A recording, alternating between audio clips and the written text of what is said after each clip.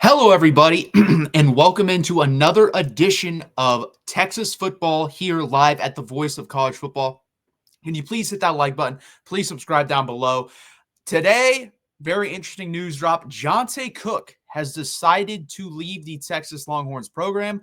I'm going to talk to you about what it means, why he probably decided to do it, and I'm not really that angry at him.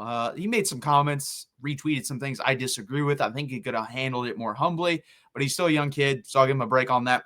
Now, Johntay Cook on the year and actually on the career is what we'll do. 16 receptions, 273 yards, 2 touchdowns, and 17.1 yards per catch. That is in 2 years at the University of Texas. Played a little bit last year, played a little bit more at the beginning of the year. His last catch, though, came versus Mississippi State. So the SEC opener with Arch Manning at quarterback is the last time he caught a pass. He has not seen the field at all in the last 2 games of Georgia and Vanderbilt. He was probably not going to see the field again in this Florida game. I think he saw the field. He did. He saw the field a little bit in Oklahoma, did not receive a target in that game. Guys, I called this. I said preseason, and I released a short today on this channel that Johntay Cook was going to be the most likely guy to transfer. I said that because, no offense to him, he has not lived up to the billing that he got out of high school. Out of high school a couple years back, he was pronounced to be this next guy like Xavier Worthy. Guys, when Xavier Worthy came into this football program, what did Xavier Worthy do? Xavier Worthy got on the field, became one of the best wide receivers in college football right away, and was one of those guys his whole time at the University of Texas. Johntay Cook barely saw the field his freshman year, barely saw the field his sophomore year. And because of that freshman year, I said, with the amount of talent that we have in this room, Matthew Golden, Ryan Wingo, DeAndre Moore, Parker Livingston, Ryan Niblett, Aaron Butler, Freddie Dubose, those guys currently in the room, he was not, Silas Bolden, he was not going to play. Isaiah Bond, like, he just wasn't going to play, guys. And I said he'd be 5th on the team in snaps out of, like, the main 6 wide receivers that were getting run during camp. I said he'd be 5th or 6th on the team in production. He ended up being that. And because of his billing and because he believes what he is, what he thinks he is at least, he was not going to like that. He was not going to play team-friendly type of game, and he was going to transfer. Now, did I think he'd do it in the middle of the year? No. I thought he'd wait till the end of the year, but he decided not to do that.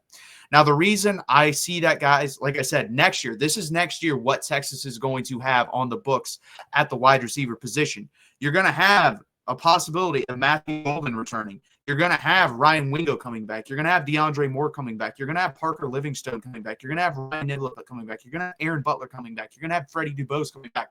All of those guys are eligible to return. Matt has a possibility of that as well.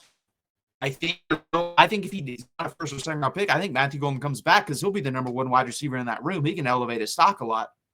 And I think Johntay Cook saw the landscape of the wide receiver room and decided, you know what? I cannot compete in this and get the reps that I believe I deserve with the talents I have. So we decided to transfer. On top of that, guys, we have Dalen McCutcheon coming in next year. We have Khalik Lockett coming in next year. We have Jamie French coming in next year. He was probably going to get passed up by 1 or 2 of those guys, if not all 3. So you're talking about going from the 4th or 5th guy on this team to going to the 7th or 8th guy on this team.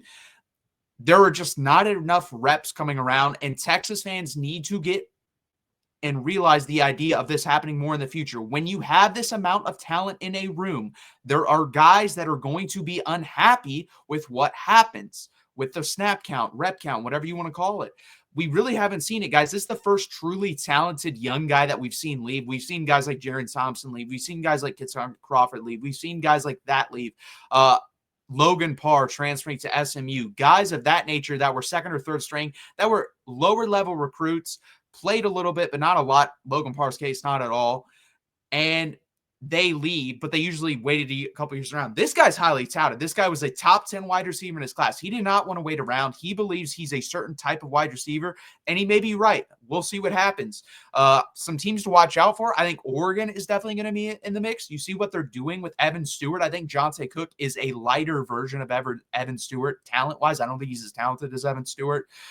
So he could go there, follow in his footsteps, maybe even play a year with Evan Stewart if Evan Stewart doesn't decide to go to the NFL. I think Penn State would love to check in. Listen, do I think Johntay Cook ever lived up to the hype of his wide receiver rating? No. But do I think he's better than anyone they have? Yeah, he's definitely better than Julian Fleming and those guys over there. So he could definitely go and contribute there. But at the University of Texas, he was going to get passed up. And I think it was the right decision by him. I think it was a good decision by him. And could you have handled it better? Absolutely, you could have. Could you handle it with more grace and class? Absolutely, you could have. But it doesn't really matter to me. The result was going to be the result the whole time. He wanted to leave, and I understand that. Steve Sarkisian handled it in a classy manner, was saying, yes, has great family. He's a great character guy. Nothing wrong with him. And Steve Sarkisian handled it in a fantastic way. Johntay Cook is no longer with the team. And overall, I think Texas handled it great. Johntay Cook, not so much, like I said, but I do understand it for Johntay Cook. And I wish him luck. I do. I think he has talent. Do I think he's a great player by any stretch of the imagination? No. Do I think he's going to be an NFL player? Yes, I do. I think he'll get drafted. I think he'll be a 4th or 5th round pick whenever he decides to come out in the NFL draft. That's the type of talent I see him as. Is it a big loss? No. This wide receiver room is stacked. I would be more concerned if it was a younger offensive lineman because we're probably going to be replacing 3 to 4 guys next year. I think DJ Campbell or Cam Williams, one of those two stay, if not both, because they both struggled recently. Cam Williams may get drafted in the 1st or 2nd round just based off traits. Right now, he doesn't really deserve that. He's not that good right now. He's really struggled lately. But Johntay Cook just isn't one of those guys to me. He never really lived up to the hype. I don't think he'll ever live up to the hype that he was billed as. I was never the biggest fan, and I think that proved to be the case. And I was right. I said he was going to transfer. He transferred. So, again, guys, please hit that like button. Please subscribe down below. I really appreciate you guys being here. Again, 7 p.m. Eastern time every Monday. I'm here breaking it down on this Texas channel. Thank you guys for being here. And as always, guys, no matter what, hook 'em.